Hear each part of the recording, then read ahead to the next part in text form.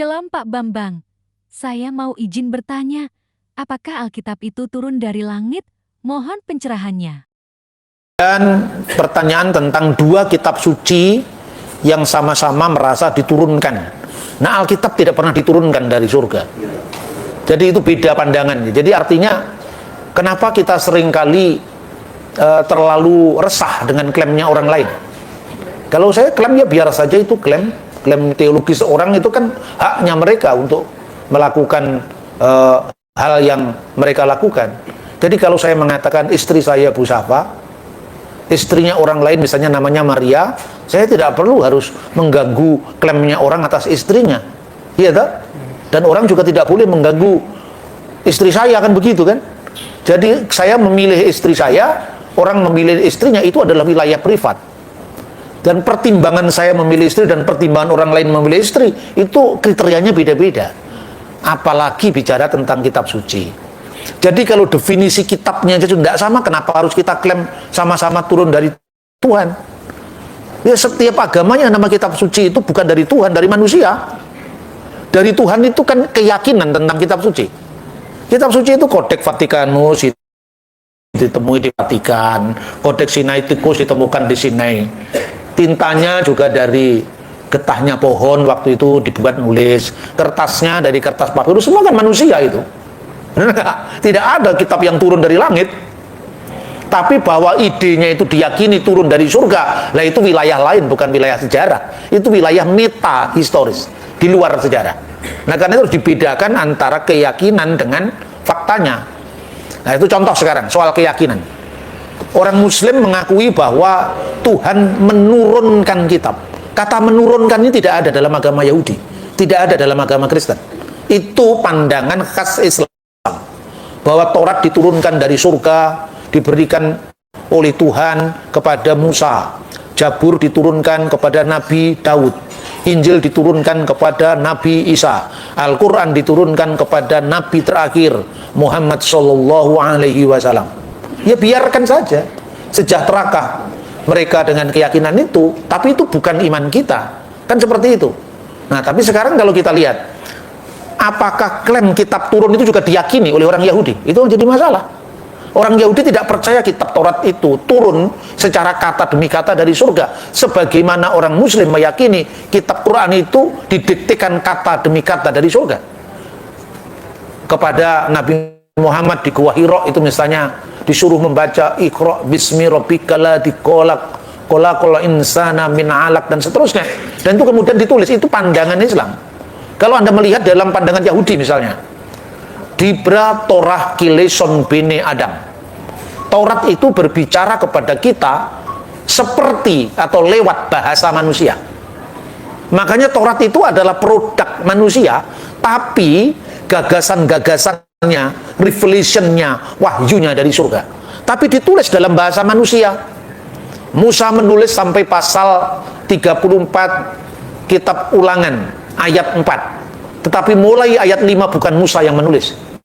Maka matilah Musa. Masa Musa menulis kematiannya sendiri? Iya kan? Lalu ketika orang Islam memahami ajaran Tauratnya Yahudi, dia katakan, wah ini bukti kalau Taurat itu sudah dipalsukan. Masa Taurat diturunkan kepada Nabi Musa, kok Musa menulis kematiannya sendiri? Bener kan? Itu kan ukuran Islam. Tidak pernah ada orang Yahudi yang percaya Musa menulis seluruh Taurat. Kata Baba Batra, salah satu dari traktat yang orang Yahudi menyebutnya sebagai Torah lisan, mulai dari pasal 34 ayat 5 itu yang menulis Yosua. Jadi ditanya kepada orang Yahudi, ya tidak semua ditulis oleh Musa. Ini kan salah pahamnya teman Muslim aja tentang iman Kristen. Nah, itu harus clear. Saya juga tidak pernah mengganggu ajaran Islam. Saya tidak pernah menyalahpahami ajaran Islam. Tapi tolong dong, jangan mengukur iman saya dari ukuran mereka. Karena pandangan firman turun dari surga tidak pernah ada dalam Yahudi maupun dalam Kristen.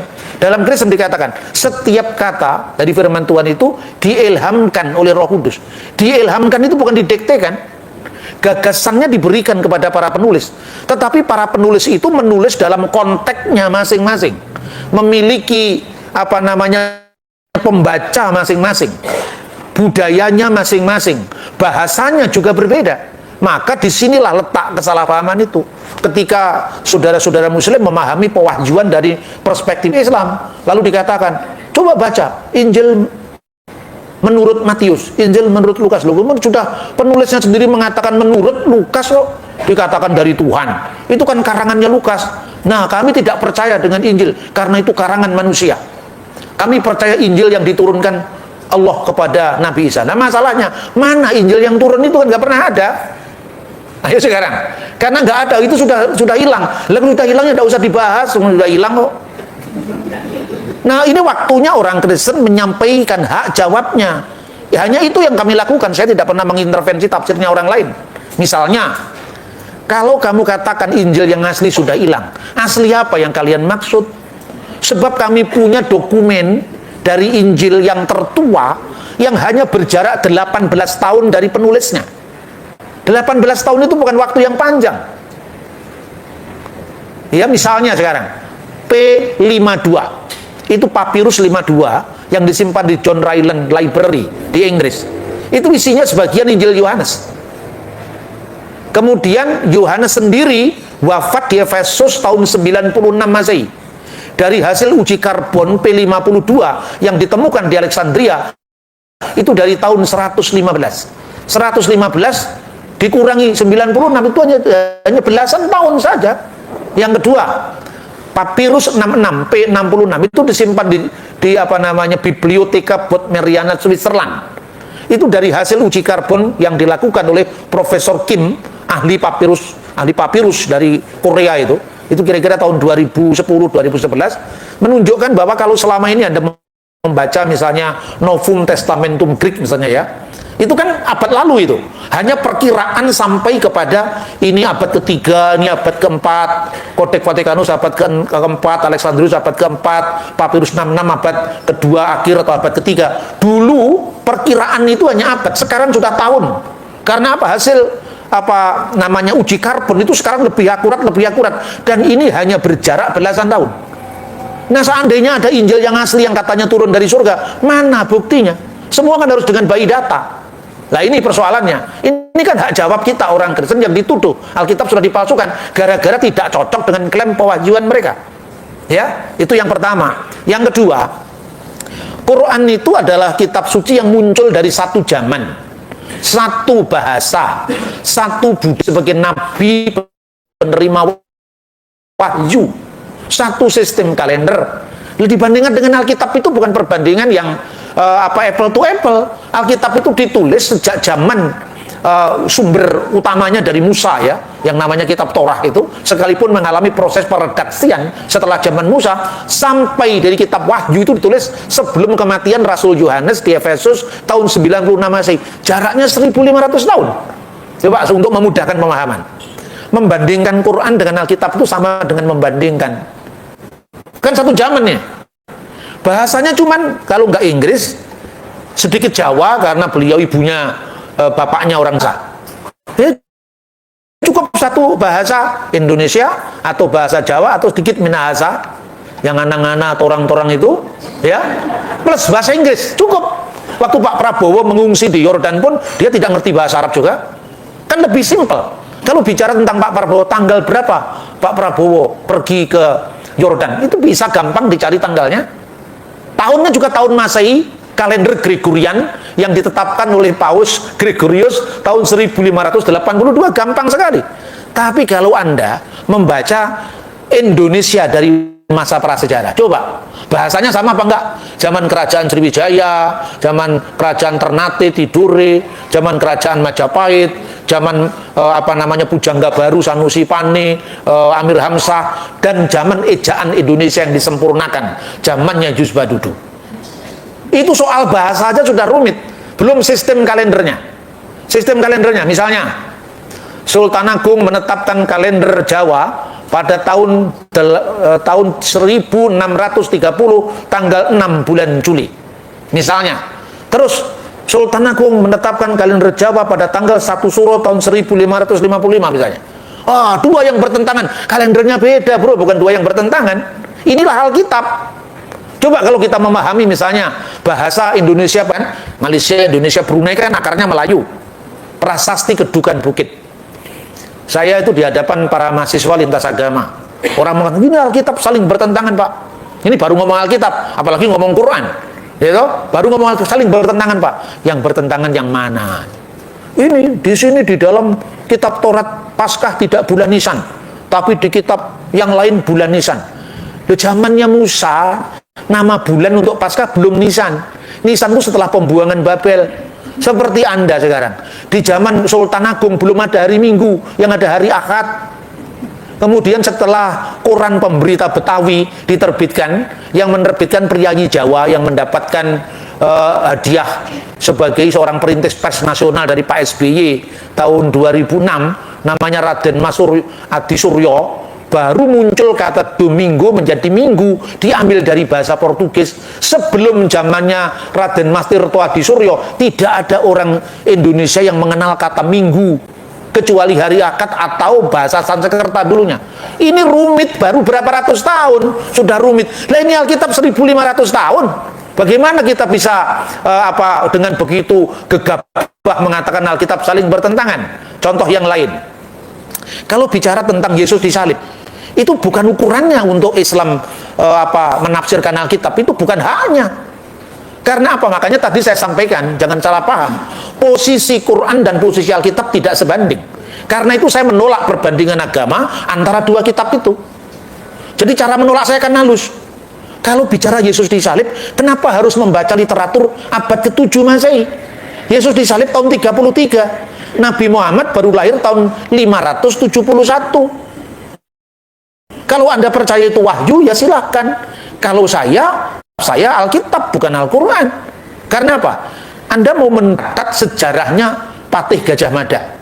Tentu sejarah sejaman terlepas dari keyakinan wahyu, terlepas dari keyakinan firman. Ini soal sejarah. Saya lebih percaya kitab Negara Kertagama. Karena ditulis, meskipun ditulis oleh orang lain, tapi ditulis sejaman dengan Gajah Mada. Yaitu pada masa puncak keemasan kerajaan Majapahit di bawah Raja Hayam Wuruk. Kan begitu kan? Saya lebih percaya dengan misalnya Empu Tantular yang menulis Bhinneka Tunggal Ika, karena dia menulis tahun 1385, daripada saya percaya dengan sastra Melayu zamannya Sanusi Pane. Bener nggak? Jadi kalau untuk penyaliban Yesus tidak usah baca Quran, dan jangan mau diajak baca Quran. Pertama, itu bukan kitab saya, bukan kitab kita, dan tidak boleh menjadi rujukan bagi kita. Kedua, itu terlambat, terlalu panjang diukur dari sejarah, karena Yesus tahun 33, Qurannya baru muncul 500 tahun kemudian.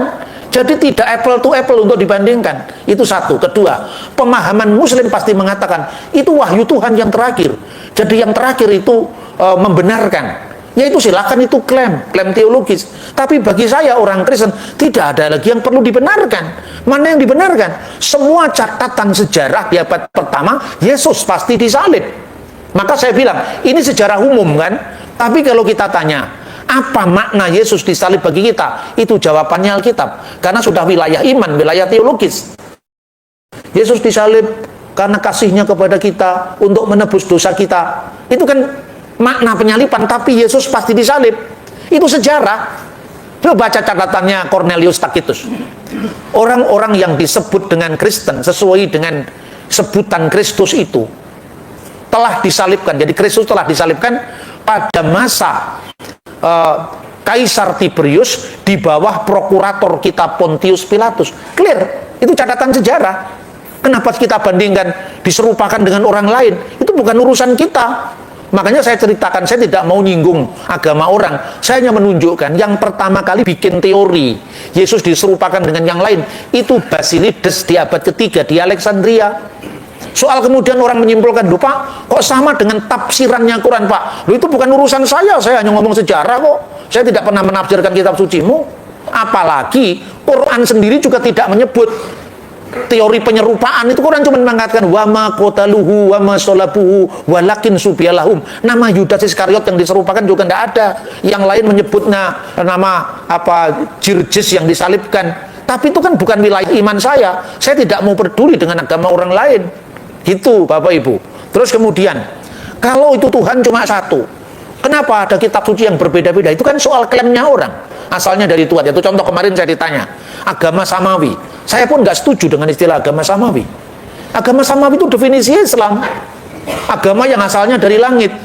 Yang termasuk di agama samawi, secara umum ini ada yang memasukkan agama Majusi, tapi secara umum Yahudi, Kristen, dan Islam.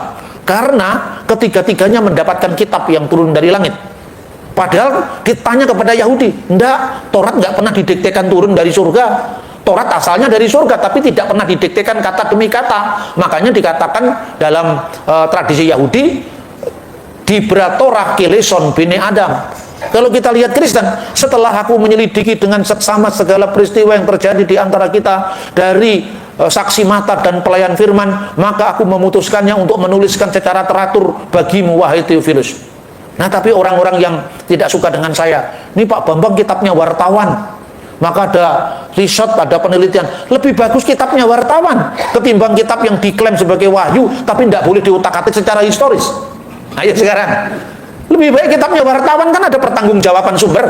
Tapi kalau saya mengatakan pokoknya ini wahyu dari Tuhan, tidak boleh dibahas. Lah kenapa kamu suka membahas kitabnya orang? Wong kitabmu sendiri nggak boleh dibahas. Ini kan statnya kita sudah kalah. Kita kalah karena apa? Kita nggak boleh sedikit menyinggung kitabnya mereka, bahkan membandingkan pun nggak boleh, ya kan? Tetapi mereka boleh mengobok-obok kitab kita. Saya menghormati Alkitab, saya menghargai Alkitab, makanya saya tidak pernah mau Alkitab dibandingkan dengan kitab suci orang lain. Kan gitu. Itu cara saya melindungi properti rohani saya. Dan apa yang saya sampaikan itu bukan hanya dari saya pribadi loh. Anda membaca misalnya tulisannya Moshe ben Maimun, seorang rabi Yahudi abad pertengahan. Dia mengatakan, kamu boleh mengajarkan Taurat kepada orang Kristen. Kenapa? Karena orang Kristen itu sekalipun tafsirannya salah, di mata orang Yahudi kita salah kan, soal Yesus penggenap Taurat itu mereka nggak setuju. Sekalipun tafsirannya salah, tapi Tauratnya yang ada pada mereka persis sama dengan Taurat kita. Di perjanjian lama kita itu kan sama dengan Tauratnya Yahudi, hanya tafsirannya yang disimpangkan karena mereka kurang pengetahuan katanya. Tapi kalau mereka dikasih tahu baik-baik, niscaya mereka akan kembali ke ajaran yang benar. Itu kata Rabi Moshe ben Maimun. Tetapi kamu dilarang mengajarkan Taurat kepada orang Muslim. Dia menyebut kata Yismaelim, orang-orang kaum Ismail. Kenapa tidak boleh? Karena mereka tidak percaya dengan kitab suci kita itu asli. Kitab suci kita sudah diubah-ubah bagi mereka. Kalau cocok mereka kutip kitab suci kita, tapi kalau nggak cocok mereka menuduh palsu. Makanya jangan mengajarkan Taurat kepada orang Muslim. Sekali lagi, saya tidak pernah menilai, saya hanya mengutip tulisannya Rabi Moshe ben Maimun. Silakan dicek sendiri, gitu. Itu namanya Responsa Rabi Rambam nomor 149.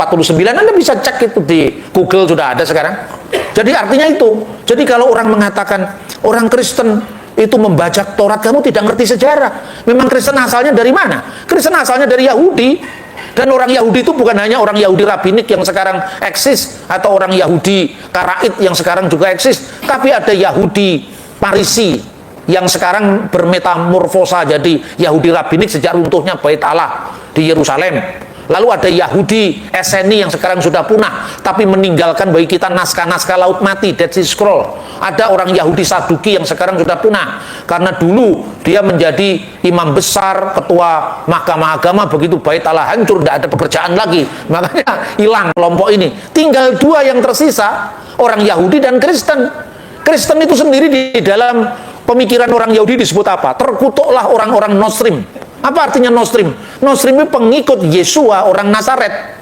Jadi diakui bahwa di kalangan Yahudi muncul sekte sesat yang namanya Kristen, yang namanya Nasrani. Di kalangan Yahudi di mata Parisi muncul sekte sesat yang namanya Eseni.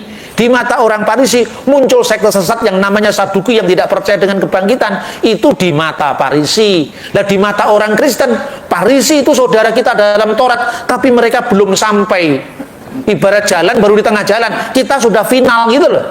Jadi proses saling menilai itu terjadi pada komunitas saudara satu Taurat itu. Belum ada yang lebih tua lagi dari sudut pandang sejarah. Mereka yang memisahkan lebih dulu namanya orang Samaria. Sampai hari ini Tauratnya juga sama, Taurat Samaria. Ada varian-varian teks, itu ada urusan lain. Makanya misalnya soal Iska atau Ismail ini juga gitu. Kita diajak berdebat soal Yesus disalib atau tidak, saya nggak mau. Yesus pasti disalib, kenapa diperdebatkan? Loh kok pasti disalib? Baca sejarah. Nggak usah kita baca Alkitab Yesus pasti disalib. Ini sejarah sekuler, sejarah umum.